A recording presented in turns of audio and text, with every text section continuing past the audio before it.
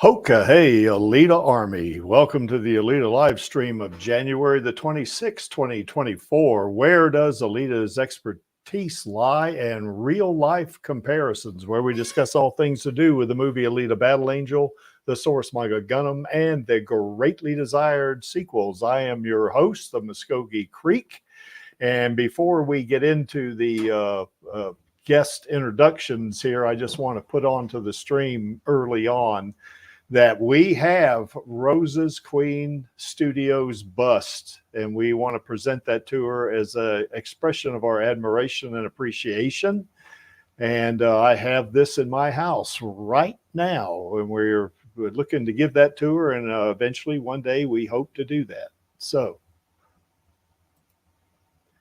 anyway, right now we only have Matu. I'm so sure that some others will come along here in a little bit. And I put a link in the chat if anybody wants to come on and talk about Alita. There it is. Just click on it. I'll bring you in. But how's things going in France there, Matu?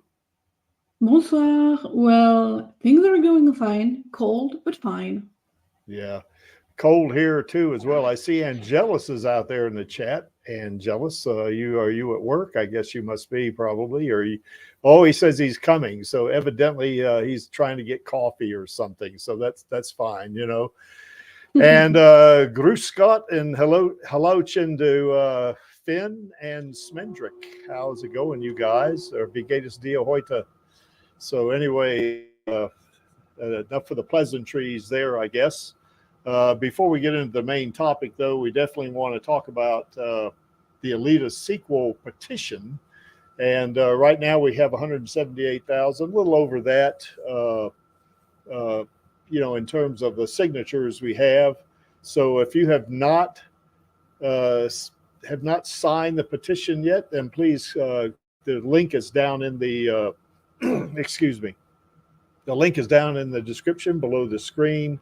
Just click on it, go sign that. And this is our way of another way that we have to let Disney know that we want that sequel. We're going to keep reminding them over and over and over and over, and we're never going to stop. So, I mean, if they want to think we're a thorn in their side, then I'm sorry about that. But that's kind of the way it's going to work until they give us the sequel. We're going to stay at it. And here's the Hero Arm campaign. And it's kind of, we didn't put any money in it this week, but we're doing okay in that regard in terms of of what we have in the Alita Army bank account. We got something like a little over $4,000, almost $4,100, $4,100 that is.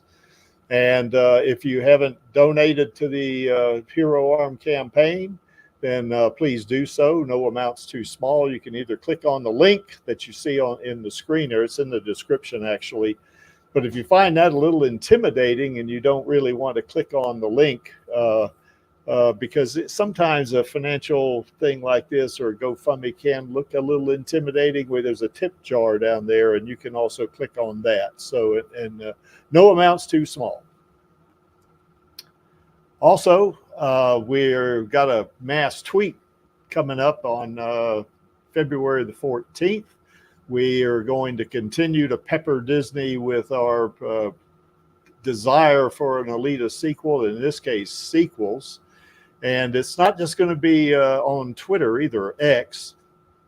It's also going to be on Facebook. If you're there, that you can do a post there as well. You can do one on Instagram. You can do one on TikTok. You can do one in Reddit, whatever, wherever you spend most of your time on the internet, I guess, then you can, kind of put that message out to let Disney know that we definitely want to have that sequel. So anyway, that's where we are with that one on February the 14th. And the reason why that is, everybody knows that's Valentine's Day, but it's also the 5th anniversary of Alita Battle Angel being released into theaters. So, we're going to, we may be planning some things for that week too, to do something extra, maybe an extra stream or two, and Radio Chaos, I think, may do something. So, we're going to have a good time that week celebrating Alita's 5th anniversary. So anyway, stay tuned for that one. Okay, so Matu, right now it's just you and I. Angelus is going to come on. Okay, Angelus, do we want to talk about Creaky's 65,000 subscribers on YouTube? Not really. Congratulations. Thanks. I don't like to toot my horn too much, but yeah, we got. It's okay. I went to it for you. Like, this is amazing, and I'm proud of you. Well, I appreciate that, and the main reason we're doing it, of course, is I want to get as much exposure to Alita and Rosa Salazar, because you guys all know that I put videos on for Rosa Salazar. And I've even got one planned for Jessie Fisher. She's got a birthday coming up, and I've done one for Elle Lamont. She had a birthday last September. I did a video for her too as well. And I let, I can't remember Gerhard's name now, but I let that one got by me. But next time I'm going to do one for her as well, because we want to let all the ladies of Alita Battle Angel, and I did one for Jennifer Connelly too, by the way. We want to let them all know that, we really appreciate them a lot, So anyway, that's where we sit with that. So here's what we're going to be talking about. And by the way, if anybody wants to come on, don't be bashful. And I'm talking to you, Finn. I know you think your English isn't that good, but hey, it's as good as mine at least. So anyway, there's the link right there. Just click on it. And if all you want to do is come on and say, I love Alita, or for Smendrick and Finn, if you want to say Kleba Alita, then that's good too. We're okay with that. And, you can get off if you want, or you can stay on. Doesn't matter. Any way you want to do it. It's perfectly fine. So anyway, we've kind of talked about this in some regard in the past. I think we're going to go a little bit more into Alita's, I guess you would say, being, if you want to think of it, and what gives her, what makes her who she is, as opposed to, you know, just her ability to fight. Certainly that's a lot of it, you know, and we definitely will be talking about that too as well, you know. But, you know, what makes up Alita? And there is from Poland, Channel does not exist. Hello, Yay! Channel. So how's things in Poland there, Channel? Fine, I guess. Is it cold? There's snow again.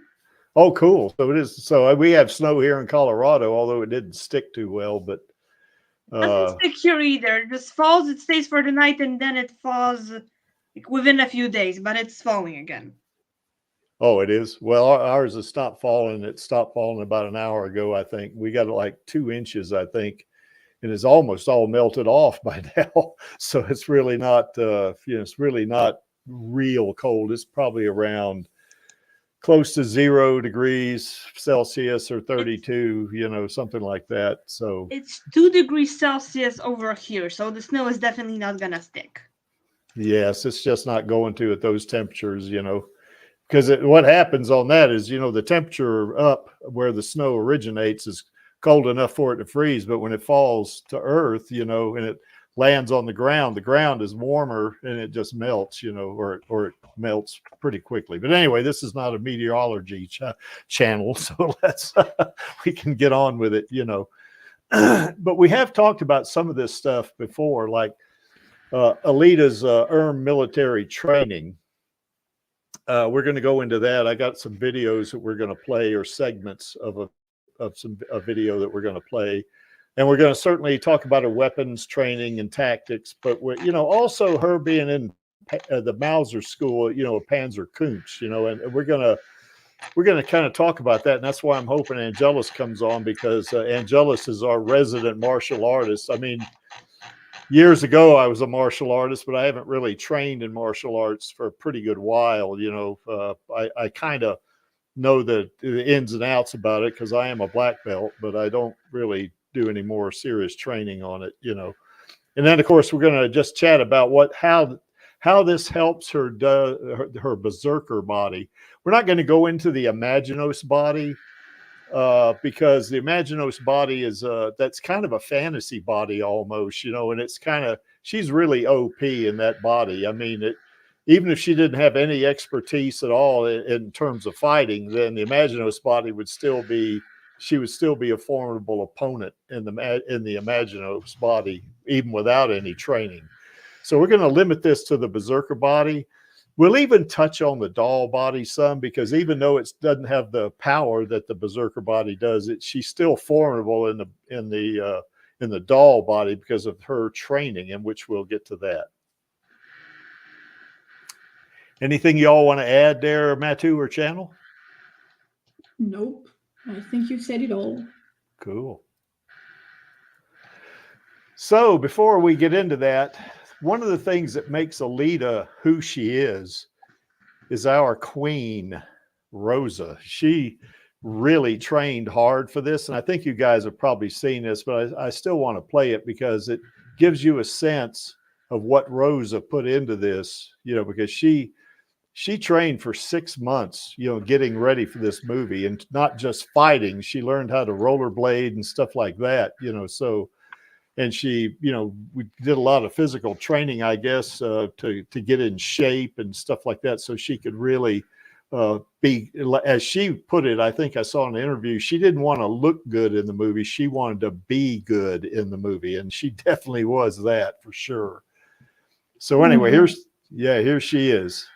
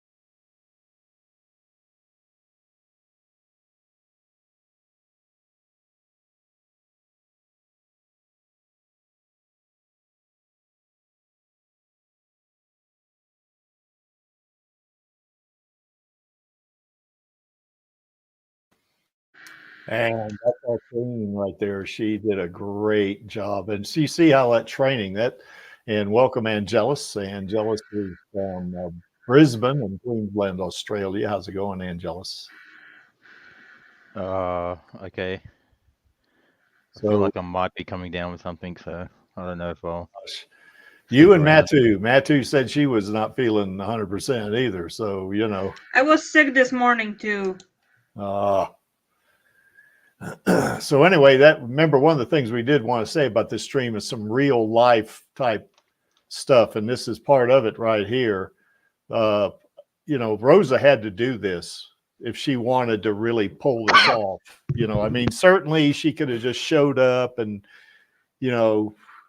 kind of phoned it in, I guess, or, put in the time and then got a stunt double, and they did stunt double, did everything and all, but she didn't want, which I'm sure she still had a stunt double, no doubt. But I think the fact that she took it so seriously like this and really worked so hard at it, that, it made it all the more rewarding, I guess, for us as fans, because, I think all of us in the Alita Army just love Rosa to death, so I mean, that's, it's just what it is. So Angelus, you're kind of our resident martial arts expert. What was your take on that video right there? In many interviews, she's stated that some of the reasons why that she wanted to do the physical preparation is because the mocap performance would capture so much of her nuances and like the intricacies of her facial expressions. This also includes when you're out of breath, when you're trying to catch your breath after performing something that might require like some level of physical exertion that you might not be used to. Mm-hmm. And all the frowns, the huffing, the shoulders, and just the body language would come across even with the mocap performance. So the fact that she went through this training, even though most of that stuff we don't see her do. Yeah. Like, for example, during the motorball scenes, and mixing it up with that level, it just means that they can use her for as much of it as possible. And on the flip side of that, she said that she still uses them because there are some things where people are that have been, Yugi the contortionist. She's been doing that, pretty much her entire life. So obviously Rosa can't do that, but every scene leading up to that very second, and then the moment she stops doing that, she can take back over again. Mm-hmm. And we get to see like as much of Rosa's Alita as possible. Yes. So, yeah, and that's what makes ahead. It. Yeah, that's what makes it, I guess, possible, and gives lends more weight to these sorts of preparations in any sort of movies where it might require it. Yeah.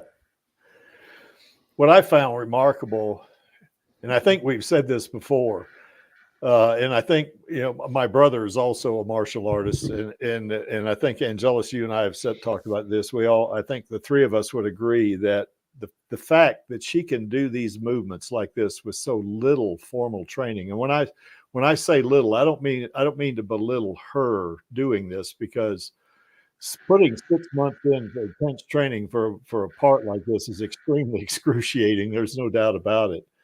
But the thing I was alluding to here is that she pulls it off with such expertise.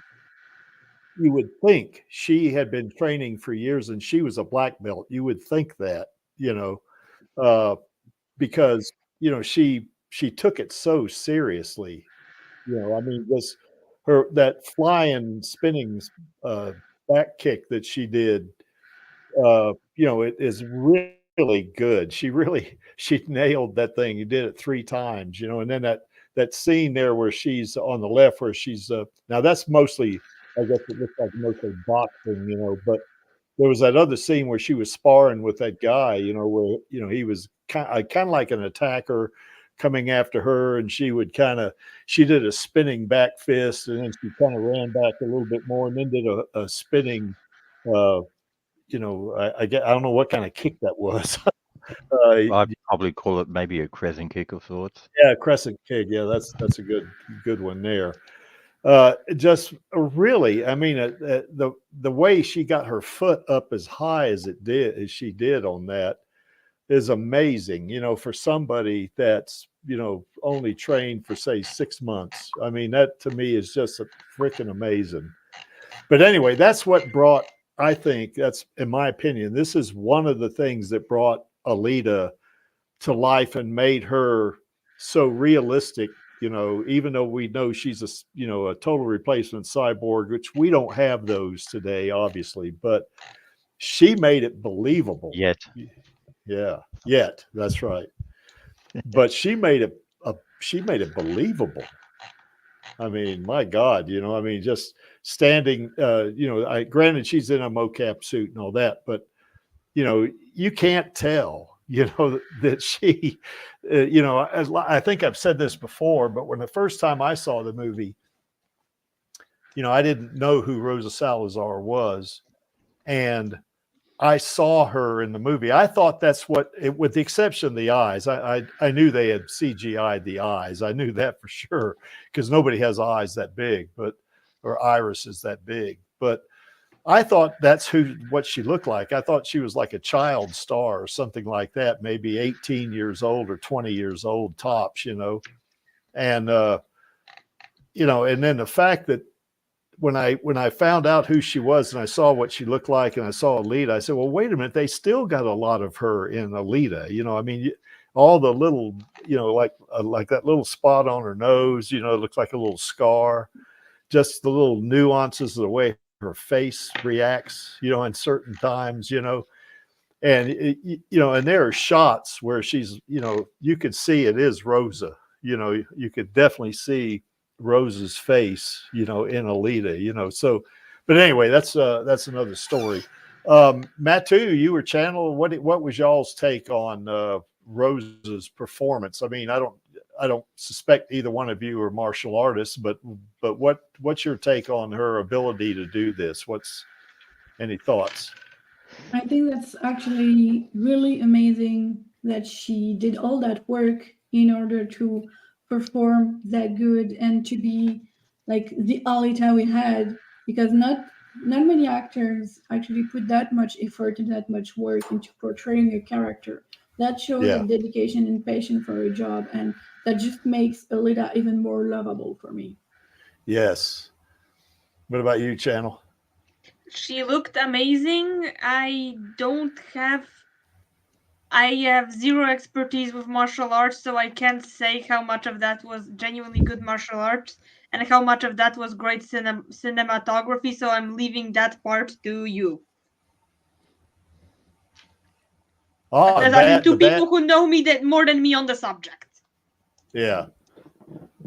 Well, yeah, but still, you can appreciate what she did. You don't have to be a martial artist to appreciate that. I said it looks good. I can't tell why it looks good. I can't just tell it looks good.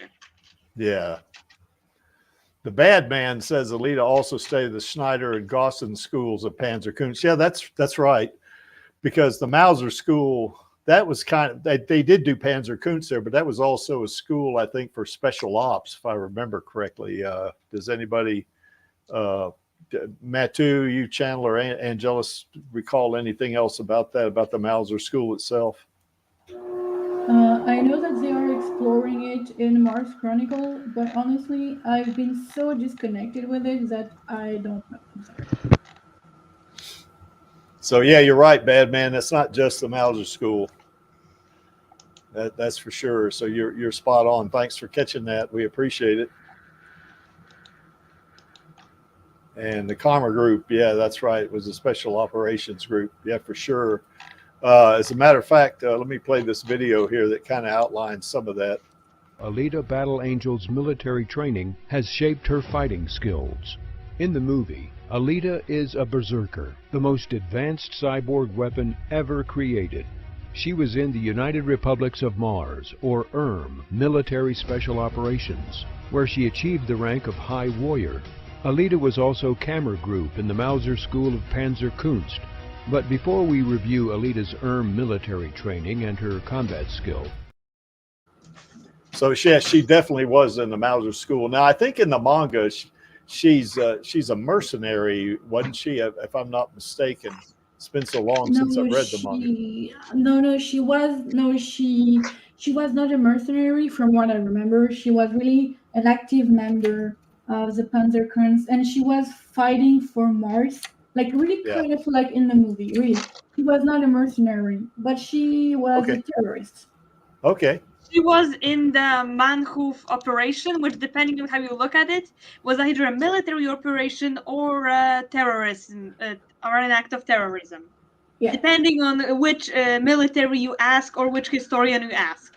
Yeah, that's right. She was either a terrorist or a mercenary. Yeah, I guess the enemy's always terrorists, and then the other side thinks that military's terrorist, don't they? So I guess it depends on how you look at it, maybe. Anyway, everybody's pissed because the plan failed.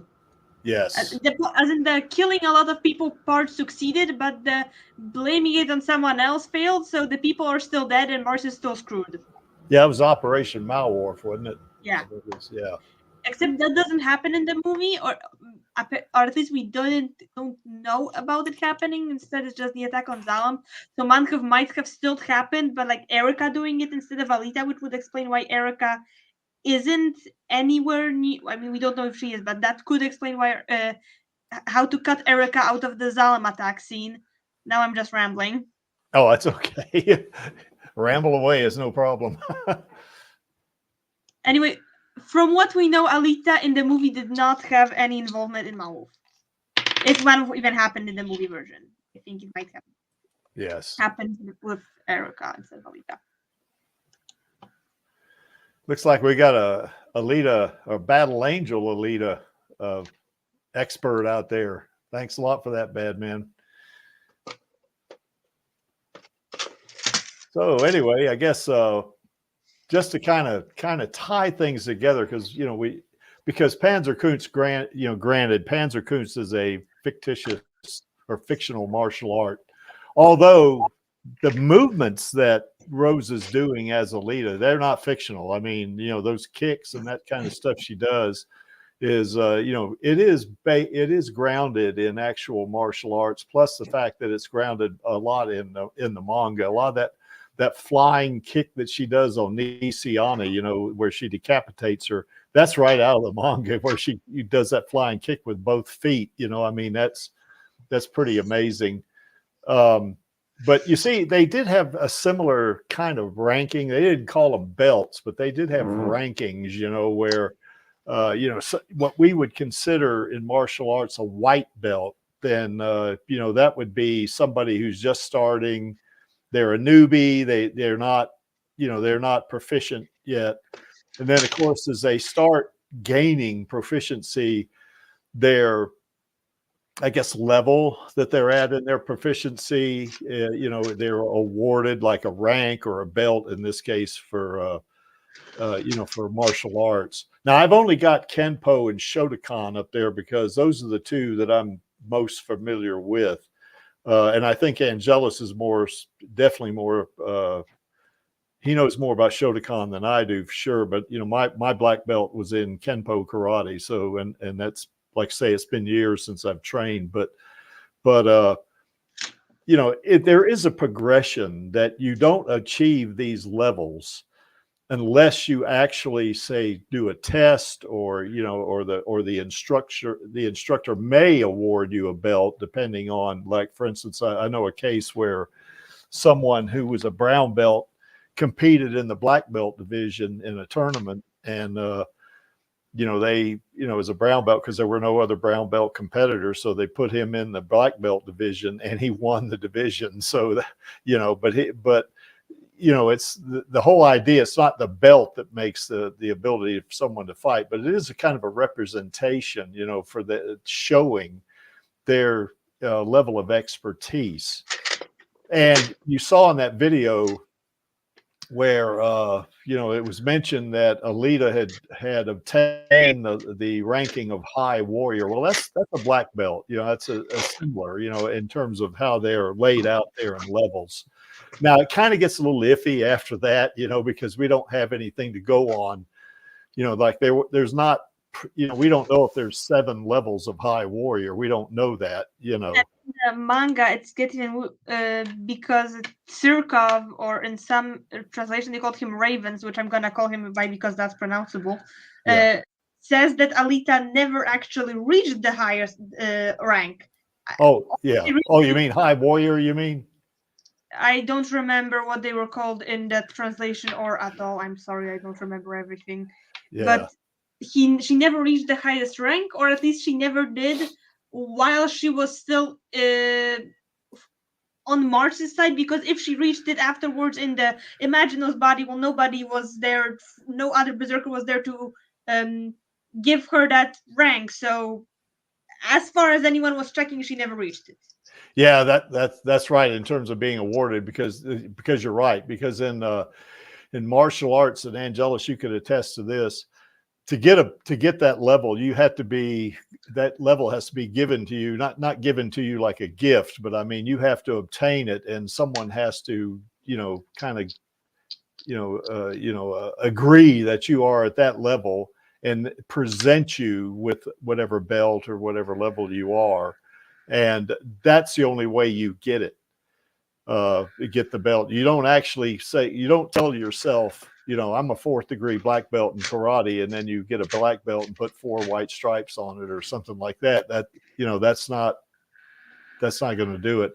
In Alita's case, now remember we said we weren't going to go into the Imaginos body too much because that kind of transcends the berserker body, but Alita in her Imaginos level, she could probably take a 10th degree black belt or an elder in berserker ranking. She could probably take them pretty easy, you know, because of her ability to move faster than the speed of light and her awesome strength.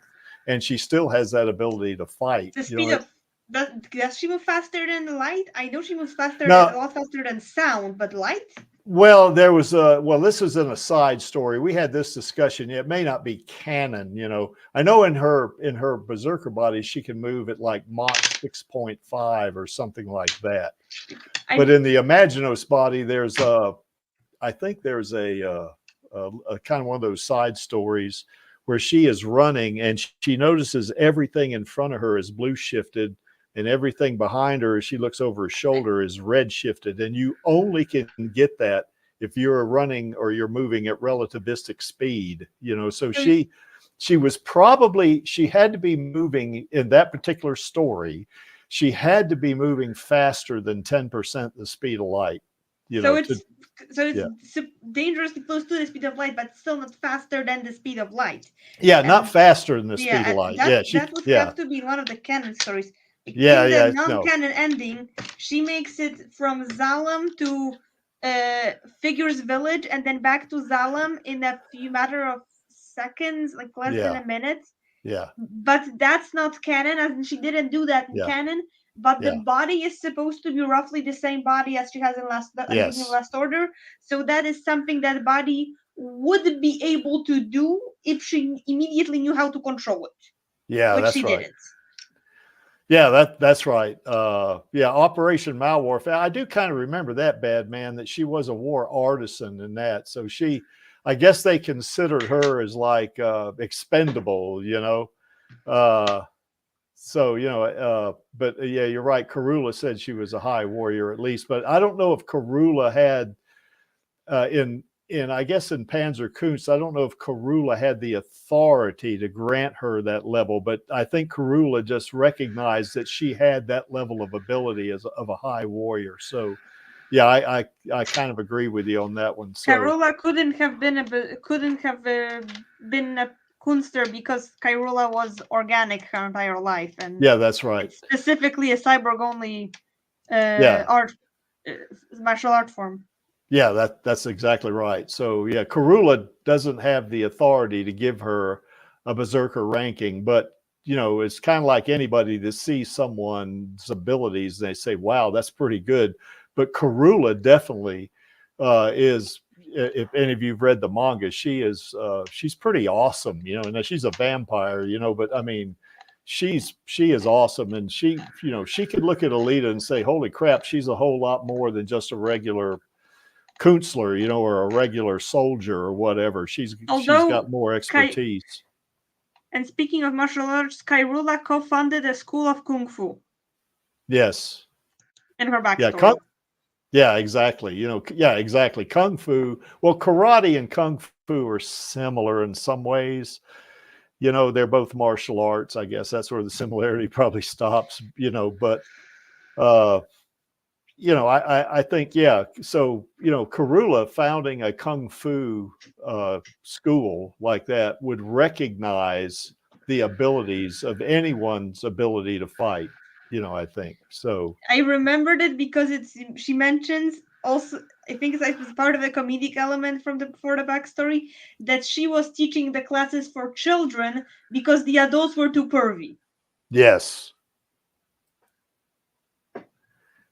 Yeah, that's right. And the bad man says, you know, she couldn't assign Panzer Kunst ranks, and Finn says, yeah, you can only earn those. So, you know, and it would have to be from another berserker, say like in the 9th chapter, I guess, of Mars Chronicles. There's a guy named, or 8th and 9th chapters, there's a guy named Kuhn, and he's a pretty adept martial artist in Panzer Kunst, you know, so he's I don't know, would you say, Angelus, he's even better than Alita, I think, isn't he, from what I remember? It's been a little while since I've read the 8th volume. So well, considering that Alita was only a chibi little chibi at the time. she's a kid. Yeah. So anyway, but you can see there's kind of a similarity there. Now, you know, and certainly, you know, it's hard to kind of put straight lines between this, you know, I mean, you know, and you certainly can't just look at a belt and determine, you know, what somebody's ability is. As an example, you know, a purple belt in Shotokan is much more advanced than a purple belt is in Kenpo, you know, so that's an example of that. And Shotokan doesn't even have a blue belt, which Kenpo does. So, but it, you know, generally speaking, and of course it sometimes depends on the instructor, how, you know, if they're good and if they're, you know, if they, you know, committed to the, you know, martial arts themselves, then they only award these belts if someone deserves it. You know, if they pass a test and they've demonstrated that they know the moves and stuff like that, then maybe they get the belt. But a lot of times there's a long period of time before you can get a belt. You know, like to get brown belt, you can't just get a brown belt in say 3 months. That's not going to happen. You know, I don't care whether it's Kenpo or Shotokan, it's going to take more than 3 or 6 months to get a brown belt. You know, I mean, you're probably looking at years. You know, how long it take you to get a brown belt, Angelus?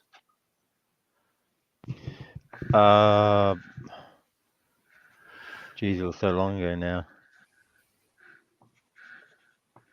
I think about at least a year from the previous belt to first level of brown. Yeah, you mean the 4th Kyu, you mean to third so from Kyu, so from 4th to 3rd was like a year. Yeah, that'd actually be pretty accurate. Yeah, I think in my case it took me, I mean, I was a black and brown belt for like 6 months before I even got a chance to test for black belt. So, you know, and I don't remember, it's been a while. I'm thinking 2 years, something like that, you know. So, I mean, and that's what we were talking about a while ago about Rosa. You know, for someone who has just trained for 6 months, being able to pull off those moves as good as she did, you know, is extraordinary. So it just shows her dedication, you know, that she had, you know. So anyway. Also, traditionally, like speaking, and by that I mean even before the I wouldn't call it the Western invasion, but before the Western influence, they really only had two belts, white and black, and the Yes. only reason why the Western came up with the various colors is like the they came up with the different colors because it showed like the level of experience or training that the student has gone through. Yeah. But prior to that, the condition of the belt Hmm. can quite often like be an indicator. Yeah. And one of the, I guess, I wouldn't. It's not really superstition or anything like that, but one of the stories that they used to come up with is the white belt would eventually become black naturally because of all the dried blood, sweat, and all that other jazz, dirt Yeah. from the constant training. Yeah, and I think that's where the I guess the Western influence on it became that they saw the belts were getting dirty and stuff like that. So, oh, I know what we'll do. We'll just have different color belts. So that's, Doesn't dried blood turn brown instead of black? yeah, but you mix it up with dirt, it's gonna eventually become black, I guess. And of course, the reason why they have the white geese, as they call it, is because Yeah. it again before the Western influence kicked in. If you were to die during training, you'd still be, looking your best in white, Hmm. or something along those lines. I know it's Yeah, ours is a little different, I think, because when I got to brown black belt, I had in my gi, the top was white and the pants were black. And then when I got to first degree black belt, I got a black gi, and that's just now there's more than one version of Kenpo too, by the way. There's one called American Kenpo, which I am not affiliated with that or never was. The Kenpo that I learned was, more of a Filipino kind of origin, and it's some of its roots, because we even learned weapons too, but Eskrima was one of them, and the master that trained my instructor, he was a 10th degree black belt, but he didn't wear a belt. He wore a sash, is what he wore. And I think that's pretty common too in some styles. You don't see some guy wearing a black belt that's got 8 stripes on it or 10 stripes or whatever. I think at Taekwondo they only have 8 levels, if I'm not sure, a black belt. Angela, she might know better than me, but I think Taekwondo has 8 degrees, I think, of black belt, whereas an 8th degree black belt in Taekwondo would be roughly equivalent to a 10th degree black belt in other styles. But it's not a straight line a lot of times. It's hard to do that, so and the best way I can sort of help the live chat and anyone else that might be watching it in the future is what I believe Creaky is referring to is as I'm looking through the Berserk rankings, I'm thinking, okay, what would be the equivalent? And I would probably go as far as say maybe the first 2 or 3 ranks from yeah, beginner to apprentice would be the variation of colored belts, yeah. and war artisan would be like the first level of black. Oh, okay. Because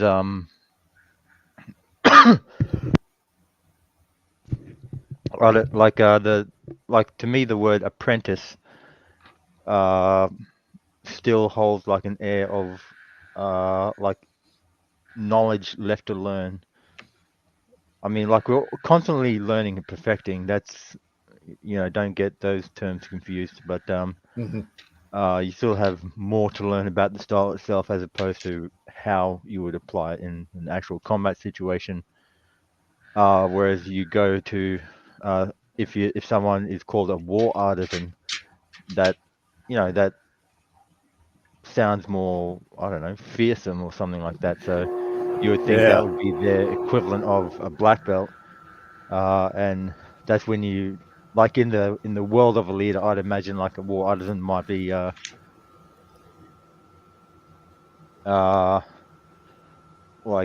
be sent onto low level missions, I guess. And to borrow from another IP, like your students, learners, and from Star Wars Padawans, for example, Yeah, that's what they might be the first two, or maybe even up to three, and then War Artisan Warrior might be like the equivalent of Jedi Knights, and then your other ones would be the levels of obvious Master and Grand Master, etc. Yeah, to me, war artisan though versus warrior. To me, I'm thinking of it from a military standpoint. Because Mm, in the military here in the U.S., they of course, in generally they're called war fighters, but warriors, would be someone that would be very experienced, kind at what they do, whereas a war artisan might be, to me, it just sounds a little less. So I could see maybe a war artisan being a brown belt. I could see that because by the time you get to brown belt, mm. you're pretty proficient. Now you still got a long way to go, but you're getting proficient at what you do. So I think it just matters on just depends on your take on it. And it's like Angelus brings up a good point too. There's no real way to get this linked up straight line across like that. Yeah, there happens to be X number of these things on the right and on the Berserker rankings on the left, but yeah, I think he's right. It's very, very difficult because we don't really have a lot in the manga to tell us about this either.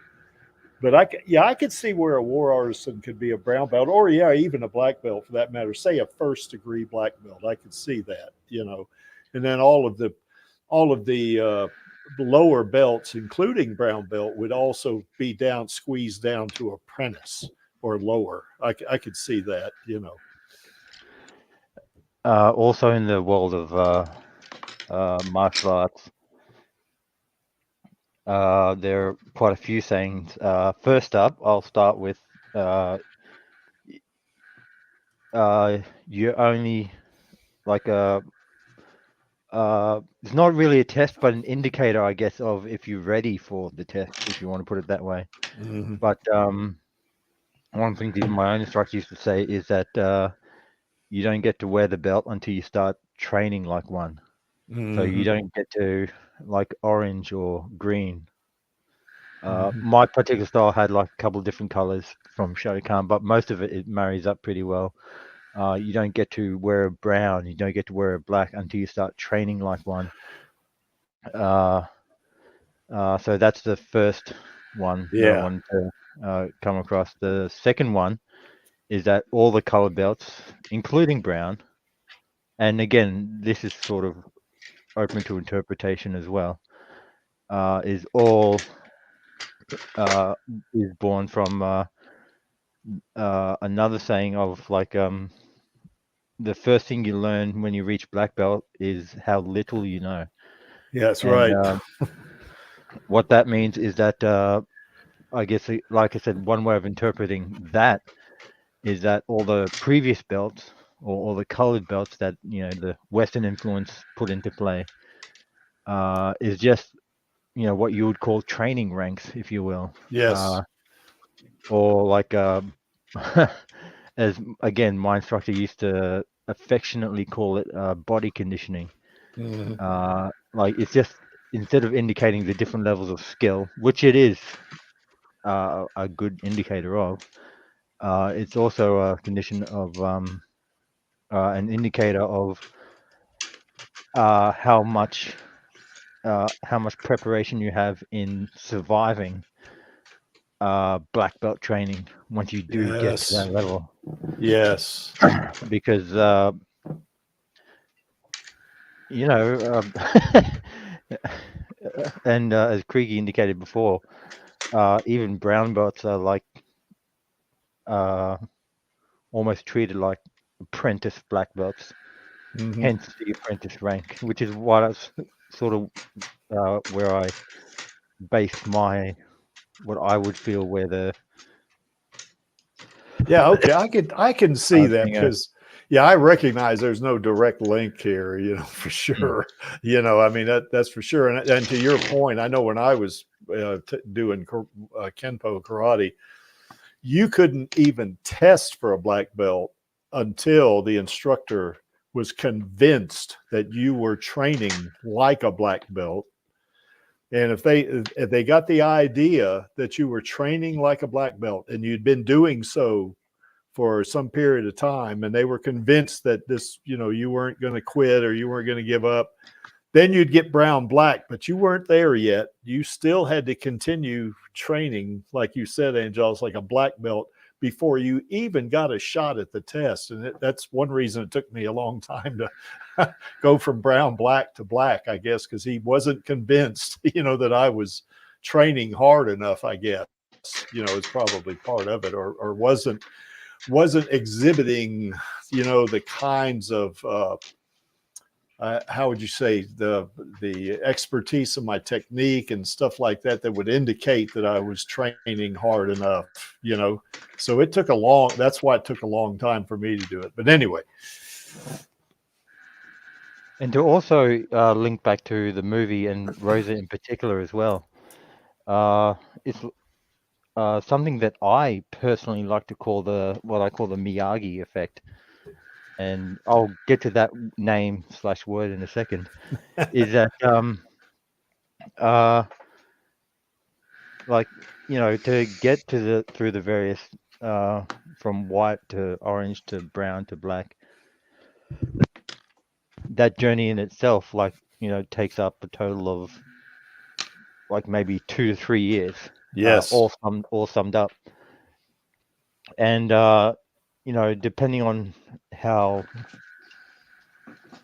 like switched on you are, how often you train, and the intensity of said training over any given period of time, it can also mean that you grade slower or faster than someone else. And the way I link it back to Rosa, and what I call the Miyagi effect, is with traditional, I guess, training methods, it isn't as intense as like others, but with, like I said, with what I call the Miyagi effect, in the movie of the Karate Kid, it's one of those movies that some might not have seen it, but it's a fun little flick to watch if you're into that sort of thing. But he got told to do all these, the various chores, wax on and wax off, right? which had yeah, and the amount of repetition alone of said actions, it starts to give you like your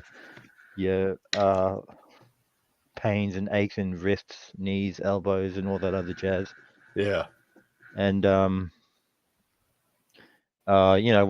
when Daniel finally had enough of it, he said, like, I'm not learning anything. This is crap. I'm out of here.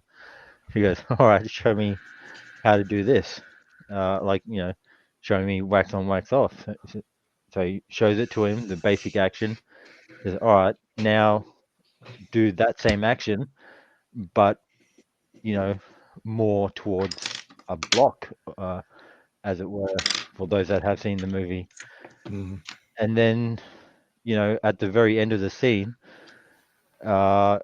he basically said, no prompts, no counts, no whatever. He just started throwing fists and feet at Daniel, and he just just did it through reactive muscle memory, as it were. Yeah. So that again, it also comes down to the type of training, who trains you, the Yes. training methods. So all the colored belts, all the berserker rankings, Yeah, I think I'm going to agree with you because I think based on what Badman said out there too about beginners, enthusiasts, and apprentice, they're not warriors. They're only allowed to spar, if you want to think of it as that. So I think I'm going to agree with that. Up to say green belt maybe.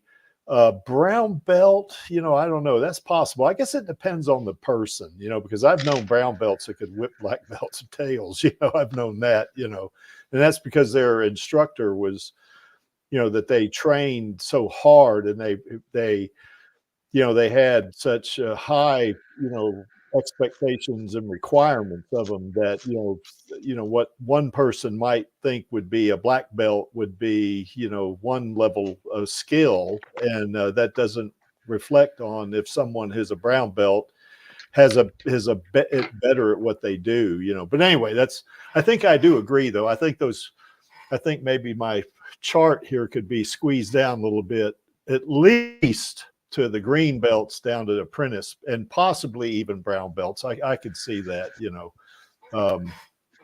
because I agree that, when you get to black belt, I mean, one of the things about black belt, and it's like Angelus was saying, is that you finding out how much you really don't know. And I remember my instructor used to tell us that no matter how bad you think you are, there's always somebody who can beat you. So, and that was so train even harder. When you get black belt, train harder. That's what he kind of instilled in us, so anyway, I think we may be boring Matu and Channel to death here with all this fighting. So I think I'm just listening. It's interesting. Okay. Well, I'm learning and I'm doing the background on a drawing. Oh, cool. Well, considering that it I still uses the pretty much always word, draw doing streams. considering that it still uses the word art, I mean, Yeah. take it from a drawing perspective. Like when you first pick up a set of colored pencils and you start drawing a leader. Let's use Yes. a leader as an example. Yeah, exactly. Your first one's just going to be like, what the Except hell? Is with that an eye? Is that art, a you nose? don't. Except with art, you don't really have ranks. Like I guess some art community might install ranks, but there's no official ranking, and it's not a norm to rank as in. Okay, you're great. It's more like, okay, you're good at perspective, but oh my god, your hands look like they're drawn by AI. But it's not like, I am a level 4 artist. I am a black pencil case artist. Okay. Or you could have fun with it, making up ranks, but Yeah, that's right. Yeah, you can, at the very least, I am a always at least 7 whips as in work in progress, 3 of which I will never get finished artists. but I mean, still at the same time as well, like I don't know how long you've been drawing as an artist, and like I hate to use it. I feel like I'm using the same names over again, but I don't know how long Cran's been drawing as well. But there's so much of like your style that I like, and there's so much of her style that I like. It's no one's worse or better than the other. It's just different. Most And of the ones I've seen from who knows what it would look like when you first started drawing, or when you saw something that made you want to say, I want to try and do that. Yeah. And then you try most, and most of what I've seen from her style is digital, and digital drawing and traditional drawing are, I mean, they're both drawing, but they still kind of sometimes count as separate mediums for a reason. Yeah, and then there's painting as well. Yeah, exactly. And Like I mean, And then there's sculpting and modeling, which I know sculpting is the same thing as drawing, but modeling, 3D modeling, is somewhere somewhere between digital drawing and sculpting. So do of that one as you will. but at the very heart, no pun intended, or at the very essence of it, you know, you'd be able to tell, at least to some degree, like someone that might have less experience and someone that might have more experience in drawing. Like you know, you look at Cran's drawing and say, you know, you don't see much of like some of the things that I like about hers. You don't see many of those even in manga panels and so forth.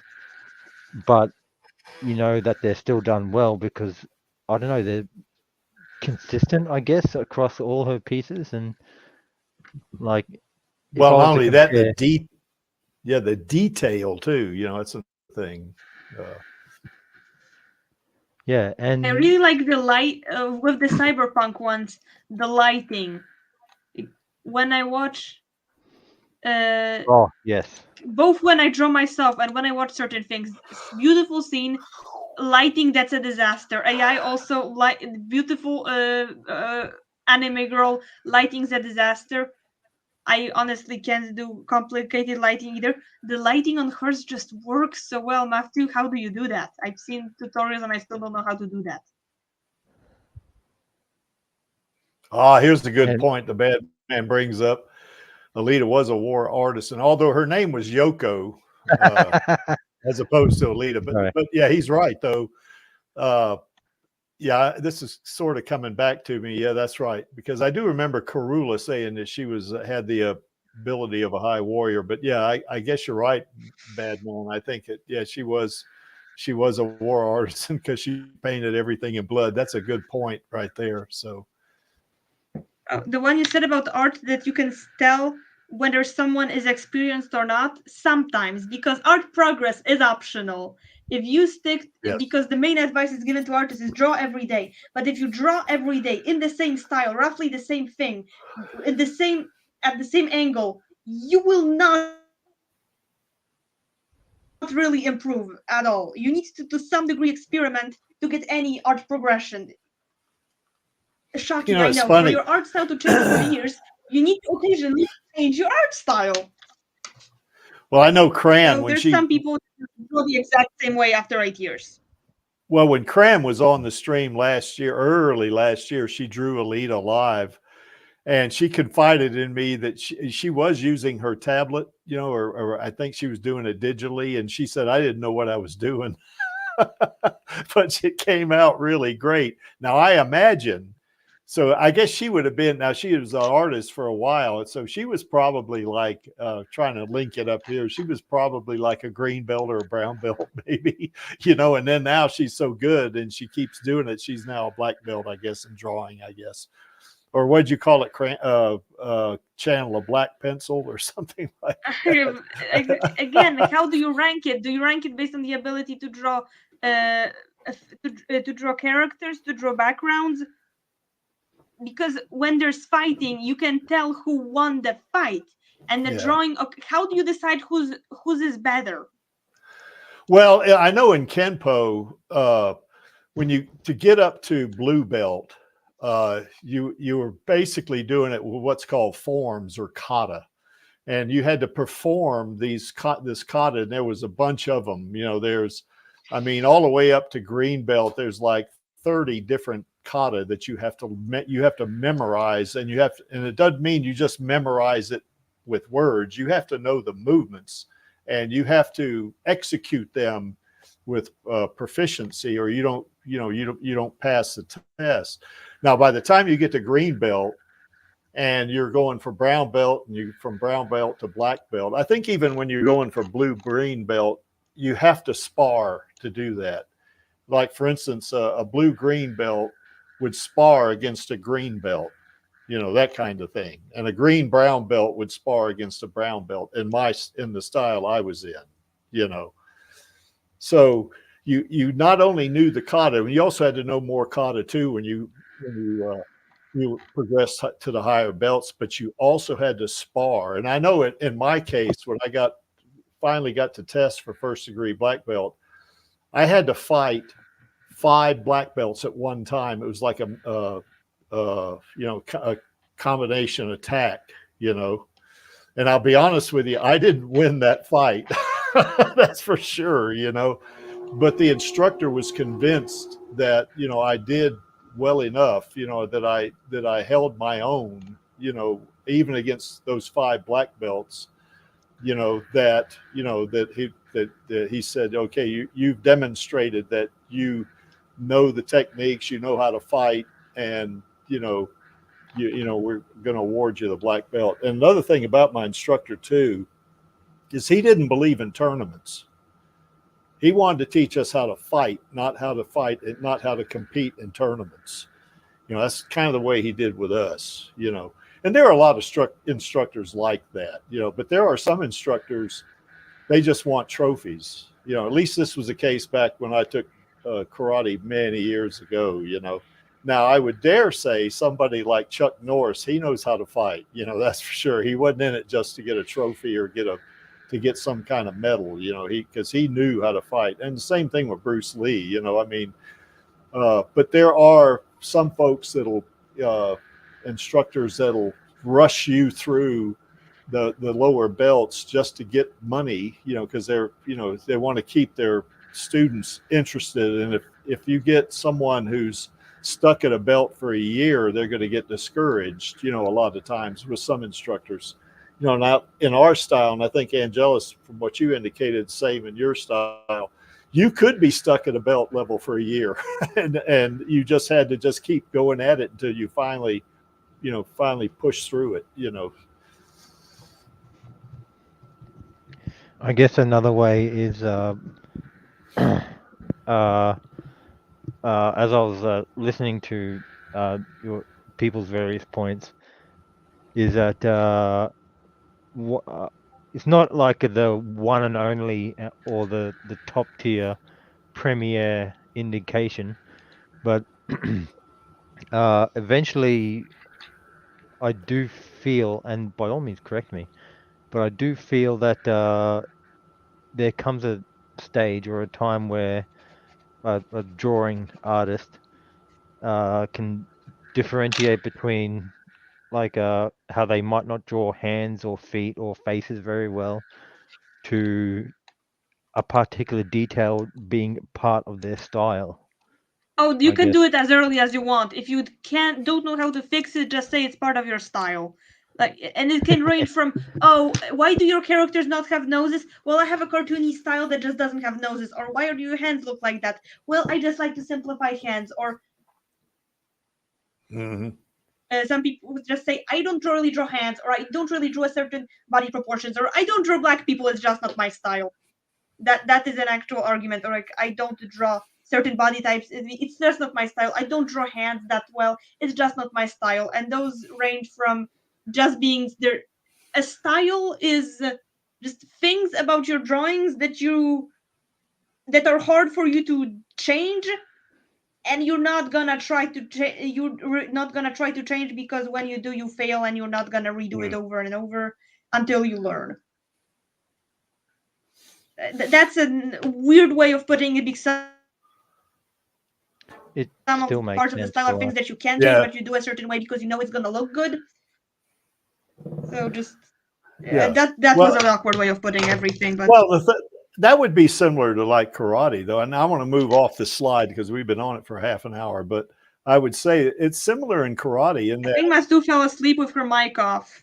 Well, the thing about her microphone is turned off. Well, people. I'm listening. Yeah, okay. Sorry. No, she's not asleep. But it's like people that are karateka, they call them, that in the lower belts, they can't do. I mean, maybe you might have the prodigy here and there, it can, but you get somebody who's a white belt, and maybe they've been, doing what they're doing with their instructor for a month, let's say. They certainly can't throw a roundhouse kick like a black belt can. You know, they just can't do it because they haven't had enough time to learn and get the muscle memory and to, you know, get everything that to practice the technique and to, you know, just do everything it takes to throw an effective, you know, roundhouse kick, because they just don't know, they haven't had enough time to do it, you know. So it'd be a similar thing, I think, with karate, you know. So anyway, I want to move off the slide and just very briefly talk about, and I'll link this to some karate techniques to a degree. There's no direct link, obviously, but you know, and I didn't use the Japanese terms here, but you can see some of this stuff right here is very, how would you say, unique to cyborgs. Like, for instance, the Hertz-Heian is a punch that a cyborg would throw, in which it's not only the force of the punch. Oh, we lost Angelus. Look at that. It's not only the force of the punch, but they have an ability to emit an electromagnetic kind of an EMP, if you want to think of it as that, when they hit someone. Oh, his headset died. So, but anyway, then Angelus, I guess you have to get another headset. Well, anyway, and it would not only would the punch, you know, be devastating, but the EMP would be additionally damaging to another cyborg, you know, when you get hit with that. And then, of course, you know, some of this is weapons related, like elbow blade, speedball, and bomb art. Now, missile blow is a kind of a punch, I think. I don't remember exactly. Outer thrust is where they kind of propel themselves, you know, at an opponent with their feet, you know, or they kind of, and then they kick them, you know. Now there's variations of it. We saw Alita do a variation of that, you know, against or tried to do it against Gruishko. She got cut in half, you know, cut to bits. Yes. Dim mock. Now, you know, it's funny about, you mentioned that, Finn. Yeah, vibration. That's right, bad man. It's all not just EMP, it's also vibration. It does specifically a lot more damage to cyber. Well, if you hit a human being with what, you know, certainly this is a fictitious technique, but if you could hit a human being with Hertz-Heian, they'd probably explode, you know. But anyway, that's another story. Dim mock. You know, the funny thing about that word dim mock, I know where this come from. There was this guy back in the 70s that had a style where he practiced what he called dim mock, where you just touch somebody and it would have devastating effect on just touching them, you know. It turned out to be kind of a bullshit type thing, you know, but you know, he yeah, Korean. Yeah, that's right, Finn. Yeah, that's what that is. But anyway, and I think that guy, I can't remember, he might have been a Taekwondo or, you know, Muduk Kwan Tong Sudo or one of those Korean arts. I'm not sure. He was an American, though. He wasn't a Korean. And I can't remember his name now. It's been 40, 50 years almost. But anyway, yeah, that was, but in the, you know, in the manga, you know, this is a real technique, you know. And as a matter of fact, I think it was one where, and somebody in the chat, correct me if I'm wrong about this, is that I know Erica did this to Zazie, I think, where she, I guess it sets up a vibration of some sort. And Alita tries to neutralize it, and when she does neutralize it, yeah, she feels back the vibration, spelling, I think, in Morse code or some other code. I'm waiting for you. Yes. So so anyway, it's kind of mystical in that regard in the manga, you know.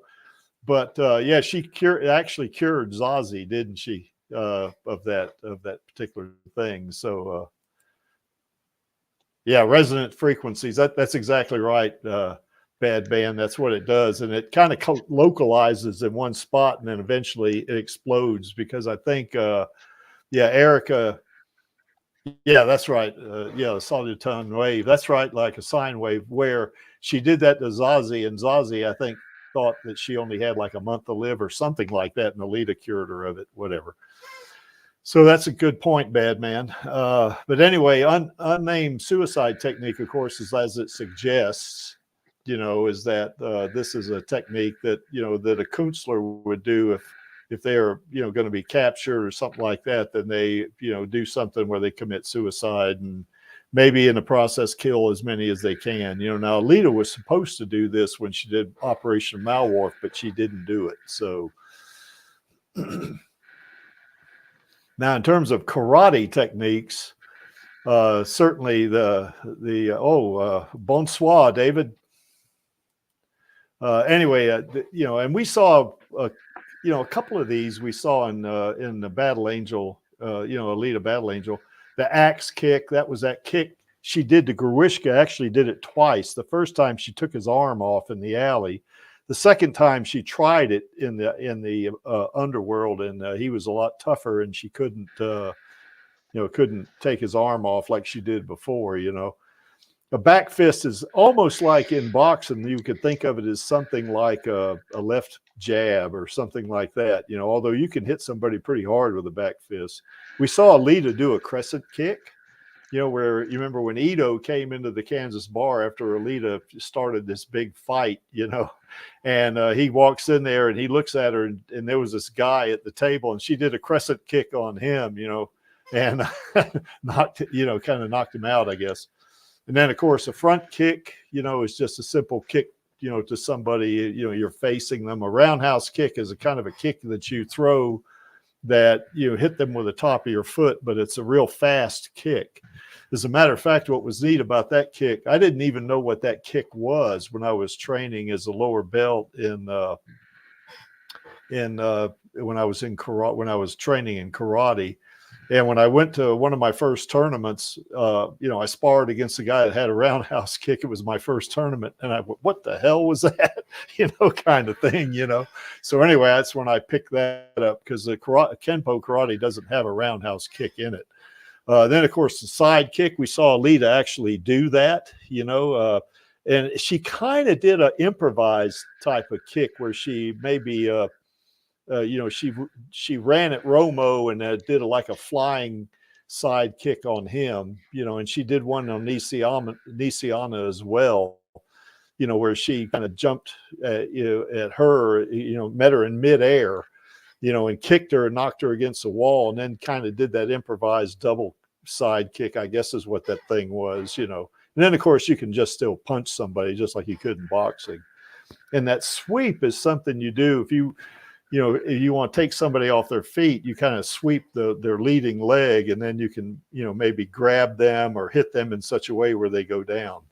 And then, of course, there's different kind of blocks, that kind of thing. But anyway, all of these tactical kind of techniques you put together in terms in what's called forms or kata, where you do a combination of these. Now, in terms, and this is my belief. Now, once again, I don't really train in karate anymore, but I think kata and forms are good for people that are learning the techniques, but they really don't teach you how to fight. You don't really know how to fight until you start sparring somebody. And then, of course, you really don't know how to fight until you start sparring full contact. And possibly that you can fight when you get hit in the face. That's when okay, now maybe I can fight now, but what kata and forms, what they're good for is they teach karate students how to put movements together, and then, they eventually keep practicing and practicing. Then as they get more advanced, say attain brown belt or say black belt even, then, they actually, can maybe put things together, just naturally, without having to go through some preset form, Yeah, that's right, Angelus. Kata is for body conditioning. That's right, because we used to do that. Our instructor would say, do the basic dances until I say stop, and you'd be doing them for 15 minutes before he said stop. And you had to throw these punches and kicks just like you were fighting, you know, I mean, you're not fighting, but it's like, kind of like Finn was saying, it's kind of like you're shadow fighting, you know. And then of course, Kumite is actually fighting. Now in Kenpo, we didn't call it that because Kenpo is more of a Chinese derivative, you know, and maybe through Okinawa or possibly the Philippines or something like that. But the movements are very similar, you know. So yeah, that's right. Application XP. I don't know what that one is, Angelus. So Angelus, you know, you can still come on and use your speakers if you turn your volume down if you want. So anyway, you can see from I guess from the Panzer Kunst, they have specific techniques that they have named, just like you do in karate and kung fu. You know, oh, I see, experience. Yeah, that's right. Yeah, I see where I thought you were talking about some kind of app. What the heck that was. Yeah, that's right. Kumite or sparring is basically what Kumite is. That's where you're applying these moves that you've learned in kata, and it's more fluid. And you actually, the experience you gain from that helps you to be more proficient with these techniques. So anyway, hope I got that right, Angelus. At least that's the way I remember it. So. Okay, so well, first of all, I just wanted to show. I wanted to do I guess show a video here. I guess of a Panzer Kunst type of video. So Panzer Kunst and martial arts skills. First, we'll analyze how Panzer Kunst enables Alita to defend herself against a single armed attacker, Zapan. After Zapan grabs Alita's shoulder, she grabs his throat and uses his arm as leverage to smash his head against a table. This technique is similar to one of the Kenpo Karate grab art defenses. Many martial arts styles have similar techniques. After Zapan swings the Damascus blade wildly at Alita, she spins him around, punches him in the midsection as a distraction, then disarms him. Alita then finishes Zapan off with an open palm strike to the nose and a front kick that sends him 25 feet across the Kansas bar floor. Next, Alita takes on 3 cyborgs in an Iron City alley. She begins by executing a flying sidekick on Romo, then finishes him off with an 11-punch ground and pound attack. After vanquishing Romo, Alita is attacked by Nisiana, armed with 2 blade weapons mounted on her arms. Even though Nisiana appears to have the tactical advantage at the beginning of the attack, Alita keeps her head, evades Nisiana's attacks, and counters with an improvised lying sidekick from the ground, sending Nisiana against a wall. Then, Alita executes an improvised double flying sidekick that decapitates Nisiana. Alita then turns her attention to Gruishka. After evading 2 punches from the larger cyborg, she leaps from an elevated position from a high wall and cleaves off Gruishka's arm with an axe kick, then attacks him with Ido's rocket hammer, forcing him to retreat. Panzer Kunst is an extremely effective fighting style against larger opponents. Panzer Kunst also trains Kunstler's how to fight in... So anyway, that's kind of how that, you saw that a lot of those techniques are very similar to karate and kung fu type techniques. And of course, that's what was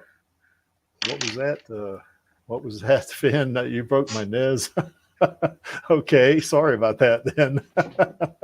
So, but you could see a lot of those techniques are, you know, they're what you saw here, and Panzer Kunst is similar, and that because as the narrator said there, that, you know, that many martial arts styles have similar techniques. I mean, an axe kick is an axe kick is an axe kick. You know, there may be some slight differences in the way they maybe execute them in ways, but ultimately it's still an axe kick. And the same would be true of, say, a roundhouse kick. It'd be the same thing, except maybe some slight differences, but it's still a roundhouse kick. Okay, so Alita also had gone through some combat tactics and weapons training, and that's because she was in the military. You know, I mean, they don't just learn how to fight hand to hand, you know, in the military. I mean, certainly they do learn some of that in basic training, but they don't, you know, certainly they don't get to the level of black belt doing it, but they do learn some of that even in armed forces today. But a lot of these folks, these soldiers, do get, you know, some pretty advanced, in some cases, use of firearms, you know, and of course, here's one that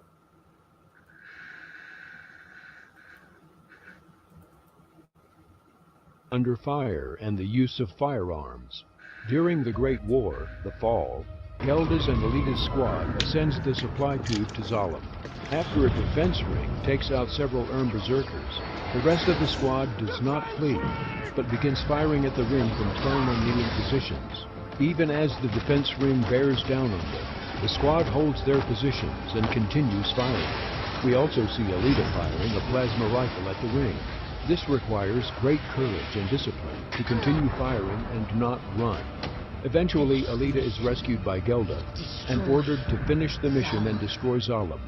Next, we see Alita remove a Gatling gun from a Centurion and fire it at a deckman. Alita has intimate knowledge of firearms. So that's just an example of some of the stuff that she had to learn, you know, when she was in the military. So what is this, Bad Man? Let's see. Bad Man, you ought to come on the stream with us. Yeah, that's right. Yeah, they can't, you know how you see at the end of every movie that no animals were harmed? Well, they can't say that about the deck man, so that's a good point. Yep, good catch. So anyway, in addition to learning how to fight, you know, hand to hand with just, you know, kind of martial arts techniques, they also learn how to use weapons. And in addition to that, you know, I think that Alita also, well, wait a minute, too far, wrong button.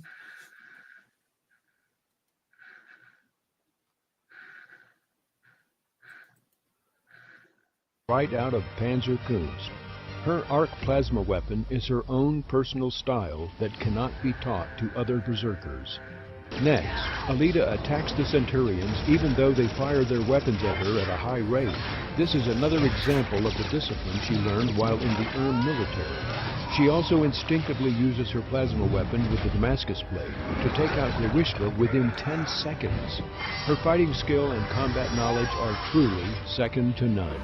We should remember the character Alita was in an elite Martian military unit. She is a berserker, the most advanced cyborg weapon ever created. Although her military training and fighting skills are based on the movie, it is obvious the character Alita would be a formidable opponent for any enemy if the future produces cyborgs like her. The actor who played Alita, Rosa Salazar, trained hard, and this was essential to make the techniques authentic. So anyway, another shout out for our queen there, as you can see in that. So essentially, you know, Alita as a person, she is very warrior oriented. I mean, now in the movie, we don't get that at the beginning so much because she hasn't, you know, she's forgotten everything. She's been basically asleep for 300 years. So she doesn't, you know, she only when she gets into these situations where she gets a flashback where she maybe perhaps remembers some Panzer Kunst techniques, or she remembers at least some of the instinctive training that she got when she was in the military. So Matu, you or Channel got anything to say about that? No, I'm not a connoisseur about it, but I am listening because it's really interesting. And I think you said it all. It's like watching a nice documentary, but I can directly ask a question if I want to. Yeah. Channel, any thoughts? Yeah, I was talking before. Matu summed it up pretty well. See, I am so sure that all of those Künstlers that were below war artisan, they probably wouldn't. Well, I don't know, Bad Man, you would know probably. I don't remember. I don't think they would get weapons training because they're not fighting. They're still learning, I think. But If Mars is at war, they might have sent them anyway, just cannon fodder.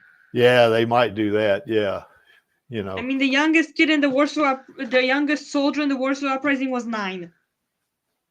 No, that's pretty bad right there. I know in World War II, I guess some of the, I guess some of the kids that were fighting there were, they were like little kids themselves. What's this? Yeah, she had that. That's right. She had amnesia that, it is very similar to Jason Bourne, because he was, I guess he was shot 3 times and was floating in the ocean for a long period of time before he got discovered, and he couldn't remember his name. Of course, I guess in the 3rd movie, I guess the Bourne Ultimatum, I guess Pamela, what's her name? Oh gosh, I can't remember her last name now, but she told him his name was James Webb, I think was his name, not to be confused with the James Webb Space Telescope. So anyway,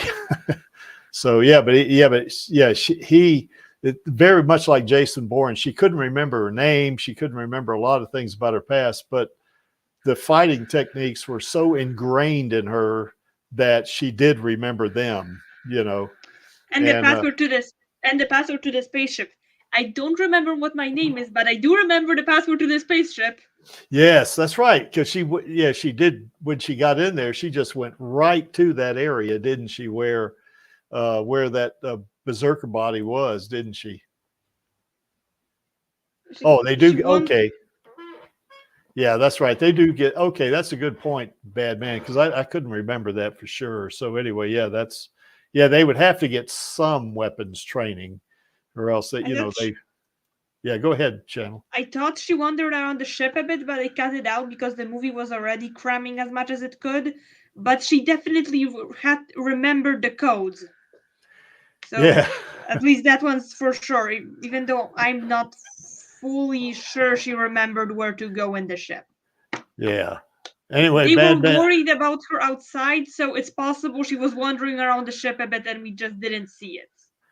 Yeah, Dave. So she might have just gone straight to it. So yeah, Jason Bourne wasn't James, it was David Webb. That's right. Thanks for that, Bad Man. You ought to come on the stream with us, Bad Man. You keep me straight. So anyway, I appreciate it though. Alita Bourne. Okay, I don't know about that one there, Finn. That's so anyway. So I guess Angelus, you can't get back on. I was thought maybe we could pull up some karate, actual karate sparring or something like that, but we don't need to do that. We can wrap things up, I guess. Any thoughts? Did we miss anything, Matu or Channel? No, I think we covered it pretty well. It was like really enlightening, really, really interesting. I think we said it all. I mean, I think you said it all because I didn't talk that much. But I listened. Channel, any thoughts? None on the stream. Okay. So anyway, I think my final thoughts were, of course, as you can see in that center panel right there, Alita loves her Uncle Creek, that's for sure. But I would say one of the things about martial arts in general, maybe not so much Panzer Kunst because it was a cyborg thing, but the way I was actually taught martial arts, it's not that you use it to bully people or, to think you're better than others or something like that. It's a training and discipline is what it is, and I think probably they got that kind of, how would you call it? Mental kind of adjustments or whatever you want to call it that would, kind of instill them. Like, for instance, in that one video where that defense ring was coming down at them, they didn't run. They a couple of them got in, Gelda and Alita got in the prone position and the others were in kneeling position or standing. And they kept shooting at that defense ring, even though it was bearing down on them. So that takes a lot of discipline to do something like that, because the normal human reaction would be to run, from it, but they didn't do that. So I would think that kind of approach to training for Alita probably was a major factor in all of the martial arts training or Panzer Kunst training she got ingrained so deeply in her psyche that it was maybe it was there when she actually needed it, even though she couldn't remember her name was Yoko, so